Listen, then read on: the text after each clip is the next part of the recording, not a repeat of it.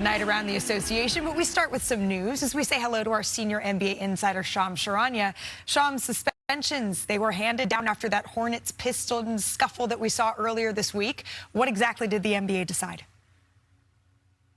Malika, 4 suspensions handed out today. 2 for the Charlotte Hornets. Miles Bridges and Musa Diabate both got 4 games, but the most significant suspension in all of it was Isaiah Stewart, 7-game suspension, and then Jalen Duren got 2 games. And here's how they were divvied out. Jalen Duren got 2 games for initiating the altercation. Musa Diabate and Miles Bridges.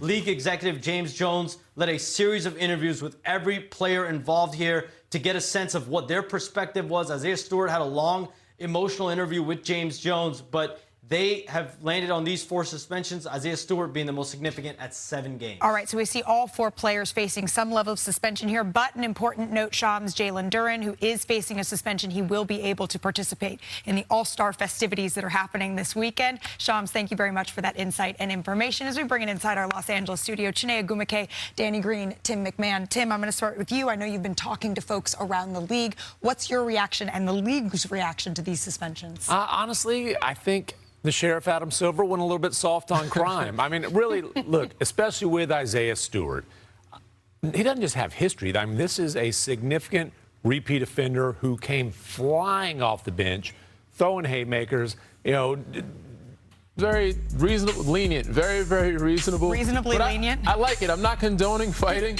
but I'm sure that some coaches, Joe Mazzulla, would be in like for this. You know, we need some more testiness and we need some more guys getting after it. We don't need to extend, but you know, I'm gonna say it's great for viewership. But people like to see guys get competitive. It had me going from this and then Popcorn, activating the remote control.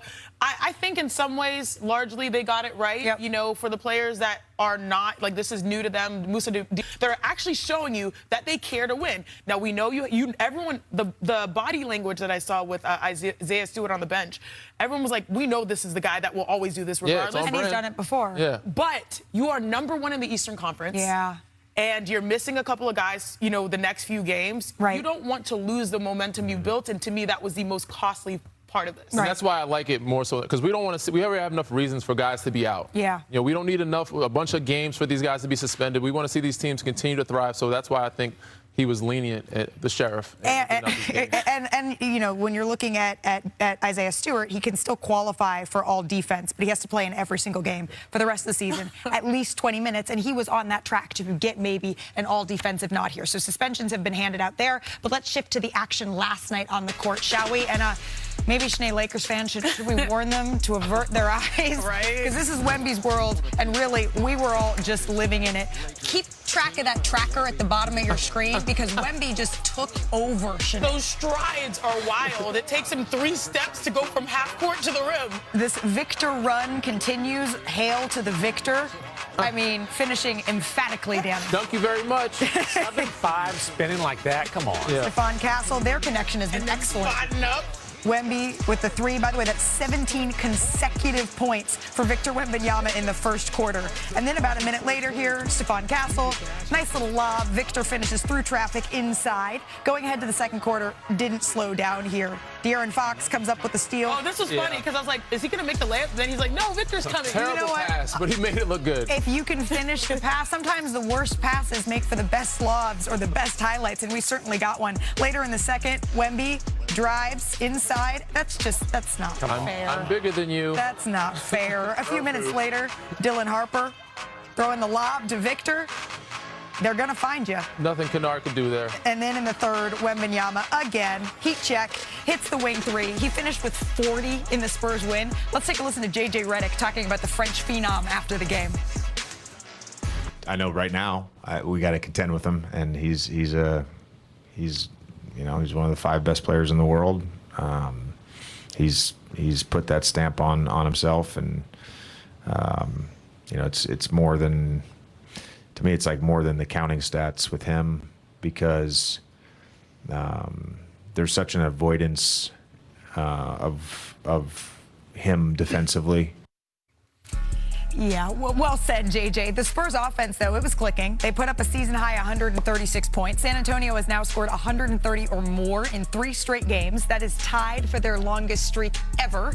And Wemby, of course, led the way. 40 points in this one, but his impact might be even more pronounced. Shanae, Danny, you're at the big board. Yes, For a we big are. night, take us through what you saw on both ends of the floor here. I know the Lakers were on a back-to-back, but so was our group chat based off of what Victor Wembanyama was able to do. I'm going to take the offense. Let's do this. You take the defense, because the group chat was popping because how consecutively he was scoring, but it was not what you do, it was how you do it.